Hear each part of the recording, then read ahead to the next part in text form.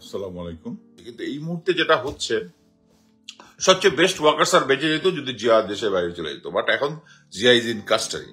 How to deal with it, এবং সে pressure দিচ্ছে ওয়ার্কার্সের তারেক সিদ্দিকীর সাথে যে কনভারসেশন দিয়ে দিবে, বাট আউট করে দিবে। সে যদি কোনো কিছু হয়, সে নাম্বার অফ কপি করে বিভিন্ন জনের কাছে দিয়ে রাখছে, এটা আউট হয়ে যাবে। সে সবার কল রেকর্ড তার কাছে আছে, including Tarique Zia to general Waker and blah blah, মানে এটা ইনফিনিটি, যতজন কনসার্ন আছে সবার সাথে। এই মুহূর্তে যেটা আছে, তারেক সিদ্দিকী শুনেছে যে তার সমস্ত শুনেছে না, সে আগে থেকেই জানে সে কনসার্ন আছে। সে জিয়াকে কনভিন্স করার চেষ্টা করছে যে Zia don't give it to others, এই জিনিসটা তাহলে আওয়ামী লীগের একটা বড় ক্ষতি হয়ে যাবে। অনেক কিছু বোঝানোর চেষ্টা করছে, এবং সে তারেক সিদ্দিকী নাকি বলছে যে তারেক সিদ্দিকী অ্যান্ড জেনারেল ওয়াকারের যে আন্দোলন দমনের সময় যে সমস্ত বিভিন্ন কনভারসেশন হয়েছে, সেই কনভারসেশনের মধ্যে হয়তোবা সব পার্টি ওয়াকার স্যারের পক্ষে না, বা তারেক সিদ্দিকীর পক্ষে তো নাই। এই জিনিসটা ওয়াকার স্যারকে কিছুটা দুর্বল করেছে। প্লাস ওনার অনেক তার কথাবার্তা রেকর্ড করা আছে, এরকম জিনিসটা বলেছে, যার ফলে আমরা সবাই জানি যে এর আগে একবার জিয়া যখন পালানোর একটা অ্যাটেম্প করে এয়ারপোর্ট থেকে, এবং ওইটা কিন্তু ওয়াকার স্যার অ্যালাউ করেছে তাকে যাওয়ার জন্য। ওয়াকার স্যারের এএসইউ আর্মি সিকিউরিটি ইউনিট এবং ডিজিএফআই, তখনও কর্নেল হামিদ স্যার তখন ডিজিএফআই এর প্রধান, তাদের দুইজনের এয়ারপোর্টে গিয়েছে, কিন্তু জনগণের প্রেসারে যখন যেটা পারে নাই সে আবার নিয়ে আসছে। এবং এইটাই হচ্ছে এখন জেলে থেকে সে বলতেছে যে তার যদি কিছু হয় তাহলে সবাই কিছু ঝুলাই দিবে। এখন এই জিনিসটা ওয়াকার স্যার নিতে পারতেছে না, এইটাই হচ্ছে ওয়াকার স্যারের প্রেশার, আমি যেটা বুঝলাম। এখন আমি যেটা মনে করি, এই ভিডিও যদি ওয়াকার স্যার দেখে বা কেউ যদি তার কাছে ইনফরমেশনটা পাঠায়, সেটা হচ্ছে, আমি মনে করি যে উনি শেখ হাসিনার আত্মীয়, আমরা সবাই জানি। আমি গত ভিডিওতে বলেছি যে উনি হয়তো বা বাধ্য হয়েই জনগণের পক্ষে নিচ্ছে। তিনি নিজে একজন ভালো মানুষে, মানে এত হত্যাকাণ্ড দেখতে চায় নাই, বাট শেষ পর্যন্ত উনি এতটুকু স্ট্রেংথ তার ছিল না, কিন্তু ইয়াং অফিসাররা স্ট্রেংথটা বৃদ্ধি করেছে। কিন্তু এই মুহূর্তে যেটা হচ্ছে, সবচেয়ে বেস্ট ওয়ার্কার্স আর বেঁচে যেত যদি জিয়া দেশের বাইরে চলে যেত, বাট এখন Zia is in custody. How to deal with it, এবং সে প্রেশার দিচ্ছে ওয়ার্কার্সের তারেক সিদ্দিকীর সাথে যে কনভারসেশন দিয়ে দিবে, বাট আউট করে দিবে। সে যদি কোনো কিছু হয়, সে নাম্বার অফ কপি করে বিভিন্ন জনের কাছে দিয়ে রাখছে, এটা আউট হয়ে যাবে। বাংলাদেশের যে বর্তমানের যে সিচুয়েশনটা, স্পেশালি মিলিটারি, এটা আমাদের অ্যাকচুয়ালি সবার কনসার্ন। কারণ এই মিলিটারি হচ্ছে muscle power of this government. So এখন আমি গত ভিডিওটাতে বলেছিলাম যে বর্তমানে যে অনগোয়িং যে দেশের ভিতরে অস্থিরতা, আনসার, এবং পরবর্তীতে পল্লী বিদ্যুৎ, এবং এই যে রিক্সাওয়ালারা যে সিচুয়েশনটা তৈরি করেছে, এই জিনিসগুলো ধারাবাহিকভাবে আসতে থাকবে। পরবর্তীতে গার্মেন্টস কর্মীরা দেখবেন মাঠে নেমেছে, এবং এই সমস্তগুলোই হচ্ছে আওয়ামী লীগের স্ট্রেংথটা কি, সেটা হচ্ছে আগের যে এক্সিস্টিং তাদের যে স্বৈরাচারের যে অ্যাডমিনিস্ট্রেশনটা ছিল, স্টিল দে আর এক্সিস্টিং। গোয়েন্দা সংস্থাগুলো শুধু হেডগুলো টপল হয়েছে, কিন্তু তারা আউটসাইড পাওয়ার থেকেও তারা ওই জিনিসটা ইউজ করতেছে। এবং আমি গত ইয়াতে বলেছি যে সেনাপ্রধানের বাসায় গত শনিবার দিন নিয়ে আসছিল। ওই গত শনিবার হচ্ছে এই গত শনিবারের আগের শনিবারটা চরমোনাই জেনারেল হামিদ স্যার নিয়ে আসছে। তার মানে এতে বোঝা যাচ্ছে যে ওয়াকার স্যারও সামসোটা অ্যালাউ করতেছে। কেন এরকম হচ্ছে এখন যে কেউ বুঝবে। যে আমি নিজে বিশ্বাস করি যে এখন আওয়ামী লীগ বা স্বৈরাচার শেখ হাসিনা যত ইয়াই করুক, যত ষড়যন্ত্রই করুক, এই আনসার দমনের যে ছাত্ররা যে ইনস্ট্যান্টলি যে তাদের যে কনসেন্ট্রেশন অফ ফোর্স যেটা করতে পেরেছে, আনসারদেরকে ওখান থেকে সচিবালয় থেকে বিদায় করতে পেরেছে, এটা বোঝা যাচ্ছে তারা কতটুকু সতর্কতা আসছে। এই অবস্থায় যে কোনো ষড়যন্ত্রই টিকবে না বলে আমি বিশ্বাস করি। বাট কথা হচ্ছে, এই ষড়যন্ত্রটা করতে দেওয়ার তো কোনো মানে নাই, তাই না? এখন আমি যেটা কিছু ইনসাইড স্টোরি যেটা পেলাম, যে আমরা জেনারেল তারেক সিদ্দিকী, যে ছিল হচ্ছে স্বৈরাচারী শেখ হাসিনার মোস্ট মাইটি ম্যান, যেই আয়নাঘর এবং অন্যান্য যেসব গুম খুনের সবকিছুর মাস্টার মাইন্ড সে। তিনটা ইনফরমেশন আছে তার ব্যাপারে। প্রথমে যেমন আমি যেটা ইনফরমেশন পেয়ে বিশ্বাস করেছি সে হচ্ছে 5 তারিখেই সে চিটাগাং থেকে সে চলে গেছে মিডল ইস্টে,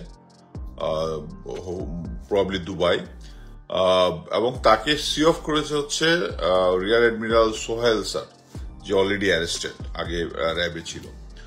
আরেকটা স্টোরি বলে যে সে শেখ হাসিনার সাথে একই প্লেনে চলে গেছে, আর হয়তোবা সে দুবাই আছে বা ইন্ডিয়াতে আছে। বাট কালকে আমি একটা নিউজ পেলাম যে সে এখন ফ্রান্সে আছে এবং সে অ্যাকচুয়ালি লন্ডনে ঢোকার চেষ্টা করতেছে, কারণ কোনো জায়গায় তাকে অ্যাকচুয়ালি আমেরিকা থেকে ডিনাই হওয়ার পরে আর কোথাও তাকে ঢুকতে দিচ্ছে না। ওখানে থেকে সে ঢোকার চেষ্টা করতেছে, লন্ডনে ঢোকার চেষ্টা করছে, যেখানে তার সন্তানরা আছে, ওখানে যাওয়ার চেষ্টা করতেছে, বাট এখন পর্যন্ত সাকসেসফুল হয়নি। বাট মেইন থিং ইজ যে আমরা সবাই জানি জিয়াউল আহসান এখন কাস্টাডিতে আছে এবং কি বলে রিমান্ডে আছে। এটা অ্যাকচুয়ালি প্রথম দিন বা দ্বিতীয় দিনের রিমান্ডে অনেক তথ্য এসছে, সে সমস্ত কিছুই বলে দিচ্ছে, blah blah blah blah, but actually it's a farce.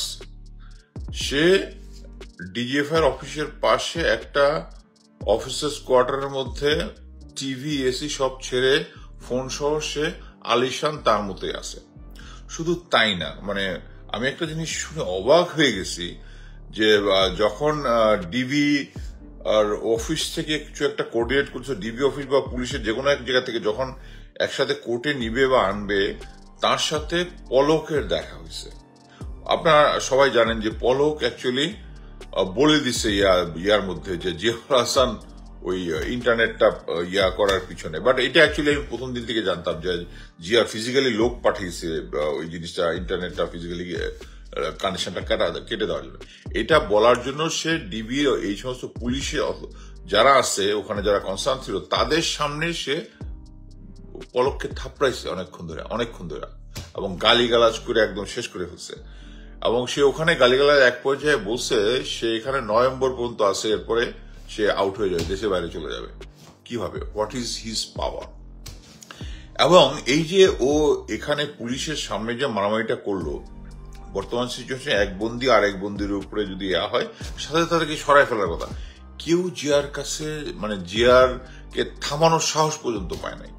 But আমি ওয়াকার স্যারকে বলতে চাই যে জাতি এই ক্রান্তি লগ্নে আপনার যদি কোনো দুর্বলতা থাকে, আপনার যদি ভিডিও অডিও কনভারসেশনে কোনো যেটা থাকে যেটা আপনার পক্ষে যায় না, বাট জনগণ আপনাকে চোখ বন্ধ করে ক্ষমা করে দিবে। কিন্তু এই জিনিসটার জন্য আপনি যেটা করতেছেন, দেশকে অস্থিতিশীল করতেছেন। আমি বলবো আপনি একটা জেনারেলকেও এখন পর্যন্ত ধরেন নাই, একমাত্র জিয়াউল হাসান ছাড়া। এবং জিয়াউল হাসানকে আপনি বাধ্য হয়ে ধরেছেন এবং সে দেশের মধ্যে বিভিন্ন ক্রাইসিস তৈরি করতেছে। এবং অন্যান্য যারা আছে, হামিদ স্যার থেকে শুরু করে জেনারেল মামুন 55 11 ডিবেট জিওসি ছিল, আমার কোর্সম্যান মেজর জেনারেল মাহবুব, লেফটেন্যান্ট জেনারেল ভুলে গেলাম 9 ডিবেট জিওসি ছিল স্যার, আগে কয়েকদিন আগে সিজিএস ছিল। স্যারের সাথে অজিত দোভালের 1-to-1 কানেকশন ছিল। Shahin sir, lieutenant general Shahin sir 20 long কোর্সের, ওনার সাথে অজিত দোভালের 1-to-1 কানেকশন ছিল। তারপরে আছে আর বাকি যারা রিটায়ার্ডের কথা বলতেছেন, সার্ভিং যারা, এদেরকে স্টিল যদি সার্ভিসে থাকে তারা এখনো এই ষড়যন্ত্র করে যাচ্ছে। এবং আমি যেটা শুনেছি যে শেখ হাসিনা মেসেজ দিয়েছে তার লোকজনদেরকে যে 6 মাসের মধ্যে সে নাকি ফেরত আসবে। আমি এটা বিশ্বাস করি না, কিন্তু যেটা হবে, যেহেতু আওয়ামী লীগের হিস্ট্রি আমরা জানি, ভায়োলেন্সের হিস্ট্রি জানি, তারা এই সময়টাকে দেশকে একটা অস্থিতিশীল করার জন্য, হ্যাঁ ছাত্ররা বারবার এদেরকে দাবাই দিবে, কিন্তু কাহাতক এই জিনিসটাকে আমরা কেন সহ্য করব? কেন এই সেনাবাহিনীর এই যে সিকিউরিটি আমাদের সেক্টর যেটা আছে, এটাকে রিঅর্গানাইজ করার জন্য? আমরা সবাই জানি ভারত এর এজেন্ট চতুর্দিকে ছড়াইছে। কালকে আমি একটা ইনফরমেশন পাইলাম যে বাংলাদেশ ব্যাংকের যে ইনভেস্টিগেশন যেটা ছিল, ইনভেস্টিগেটর অফিসার ছিল, সে মাত্র এলপি হয়ে গেছে, সে নাকি হঠাৎ করে নিজের 14 তালাতে পড়ে নাকি মারা গেছে। নামটা আমার এই মুহূর্তে খেয়াল নেই, আমি ওই ডিটেলসটা জানলে আমি ফেসবুকে দিব। তারপরে ওই দিন ক্যাপ্টেন শাহনাজ কাছে শুনলাম যে পিলখানা ঘটনা নিয়ে ক্যাপ্টেন রাজীব নামে একটা ছেলেকে নাকি হোটেল থেকে নাকি ছাদ থেকে পড়ে মারা গেছে। এগুলো সবই হচ্ছে আমাদের ভারতীয় গোয়েন্দা সংস্থার কাজ, এবং এই কাজগুলোর অনেক প্রমাণ অলরেডি লোকজন যারা কথা বলতেছে তারা দিচ্ছে। এই জিনিসগুলোকে আমাদের ক্লিন করতে হবে। যদি এক্সিস্টিং এ যে ডিজিএফআই এর শুধু ডিজি কে সরাই দিতে হবে না, এদের সিটিআইবি আছে, এসআইবি আছে, তারপরে যতগুলা এই ব্যুরো আছে, সমস্ত ব্যুরোগুলোর হেডগুলো হচ্ছে এগুলোর সাথে জড়িত, আয়নাঘরের সাথে জড়িত। এগুলাকে সরাইতে হবে। এনএসআই এর এরপরে আরো কয়েকটা ইম্পর্টেন্ট পরিচালকের কতগুলো পদ আছে, এগুলোকে সরাইতে হবে। তারপরে এসএসএফ এর মধ্যে আছে, এনএসআই তে আছে, এই যে পিজিআর এর ভিতর আছে, এই যে এক্সিস্টিং ইয়ালো ছিল, আমরা সবাই ব্রিগেডিয়ার ইমরানের কথা জানি। সবাইকে এদেরকে সরাইতে হবে। তাদেরকে অ্যাটলিস্ট মানে 15-20 জন ইমিডিয়েটলি করায় ফেলতে হবে বা রিটায়ার করায় ফেলতে হবে। বাকিদেরকে পোস্টেড আউট করার আরো অনেক লোকজন আছে। এই যে দেখেন আনসারের যে এইটা কিন্তু আনসারের ডিজি চেঞ্জ হওয়ার জন্য এফেক্টিভ হয় না, নাহলে কিন্তু এফেক্টিভ হয়ে যেত যদি এখন বোধহয় চেঞ্জ না করতো। এবং পরবর্তীতে যে মেজর সাজ্জাদ গিয়েছে, সে তার যে স্টাফ যেগুলো আছে ঢাকায়, যেগুলো আওয়ামী লীগের, এগুলোকে অলরেডি আমি যেটা শুনলাম সে চেঞ্জ করে দিচ্ছে। He is doing a good job, বাকি আল্লাহর ইচ্ছা। বাট এই যে এই জিনিসগুলোকে আমাদেরকে ইমিডিয়েটলি যদি আমরা অ্যাড্রেস করতে না পারি, এবং এটা ওয়াকার স্যার করতেছে না, এবং আমি মনে করি এটা জিয়াউল আহসানের ওই ব্ল্যাকমেইলের খপ্পরে উনি পড়েছেন। স্যার, আপনি চোখ বন্ধ করে জাতির কাছে একটা দেন যে হ্যাঁ আমার এরকম যদি কোনো কিছু থাকেও, আমি যদি দোষীও থাকি, হ্যাঁ আমি যদি বলেও থাকি, ওইটার জন্য আমি ক্ষমা প্রার্থী, এবং আপনি ইমিডিয়েটলি এই জেনারেলগুলোকে আউট করেন। জেনারেলগুলো যদি আউট করেন তাহলে দেশের পরিস্থিতি স্থিতিশীল হবে। আদারওয়াইজ এই কিছুদিন পরে আনসার, ভিডিপি, অমুক তমুক একটার পর একটা আসতেই থাকবে। এরাও এই 15 বছরে কোনো কিছু করে নাই, কিন্তু এখন এইভাবে এই যে মনে করেন যে আপনার তো এটা এই যে আনসার সদস্যগুলো যে এতগুলো আসে, সবার গায়ে নতুন ড্রেস, এই নতুন ড্রেস কোত্থেকে আসলো এটি তো আপনাদের বোঝার কথা। এরা নাকি আবার জেনারেল সাজ্জাদ বলছে এগুলো সব হচ্ছে ব্যাটালিয়ান আনসার না, হ্যাঁ, যে এগুলো হচ্ছে যেগুলো ওই যে খণ্ডকালীন যে ইয়াগুলো আছে ওই আনসারগুলো তো ইনফর্ম তারা পায় হচ্ছে ওখানে গিয়ে শুধু কাজ করার সময়, কাজের বাইরে। এগুলো তো যদি হয়, এগুলো এত নতুন ইনফর্ম একসাথে কিভাবে পেলো? এটা তো সিম্পল জিনিস, আগের থেকে ষড়যন্ত্রের অংশ। এটা যদি আমরা না বুঝি, এবং এই ষড়যন্ত্রের অংশ একদম ওই দূর সজীব জয়ের যে তার যে পোস্ট দিয়েছে, এটাতেই বোঝাচ্ছে he is involve in this. হ্যাঁ, সে বলতেছে যে ছাত্ররা নাকি নিরীহ আনসারদের উপরে অ্যাটাক করছে, তার মানে হচ্ছে it's a part of the plan. So আমাদেরকে ওয়াকার স্যার, আপনি এখন একটা পিভটাল পজিশনে বসে আছেন। আপনি যদি এই জেনারেলগুলোকে ইমিডিয়েটলি বাড়ি না পাঠান, এই দেশের অস্থিতিশীল পরিস্থিতিটা আরো বাড়বে, এবং যেটার জন্য শেষ পর্যন্ত আপনি দায় এড়াইতে পারবেন না। এটা হচ্ছে আমার একমাত্র ফাইনাল কথা, আপনি দায় এড়াইতে পারবেন না। সো আপনার যদি কোনো কনভারসেশন জিওল হাসানের কাছে থাকে, just make it public and don't bother it. মানুষ আপনাকে ক্ষমা করে দেবে। আপনি একটা দেশের এই ক্রান্তিকালে যে সিচুয়েশনে আপনার আত্মীয়র এগেনস্টে, এবং আত্মীয় লাইকে শেখ হাসিনার মতো একজনের এগেনস্টে গিয়ে দাঁড়াইতে পারছেন, আমরা আপনাকে সাধুবাদ জানাই। কিন্তু এই শুদ্ধি অভিযানটা না করার জন্য you are losing your credit. সরকার প্রতিটি নাগরিকের অধিকার রক্ষা করবে। বাংলাদেশ একটা পরিবারের মতো উল্লেখ করে অন্তর্বর্তী সরকারের প্রধান উপদেষ্টা অধ্যাপক ডক্টর মোহাম্মদ ইউনূস বলেছেন, যেখানে সরকারের দায়িত্ব হলো প্রতিটি নাগরিকের অধিকার সুরক্ষা দেয়া। জন্মাষ্টমী উপলক্ষে গতকাল প্রধান উপদেষ্টা রাষ্ট্রীয় অতিথি ভবন যমুনায় সনাতন ধর্মাবলম্বী নেতাদের সঙ্গে শুভেচ্ছা বিনিময়কালে এসব কথা বলেন। অধ্যাপক ইউনূস হিন্দু সম্প্রদায়ের নেতৃবৃন্দদের উদ্দেশ্যে বলেন, তিনি এমন একটি বাংলাদেশ গড়ে তুলতে চান যেখানে নির্ভয়ে সবাই নিজ নিজ ধর্ম পালন করতে পারবে, এবং যেখানে কোনো মন্দির পাহারা দেওয়ার প্রয়োজন হবে না।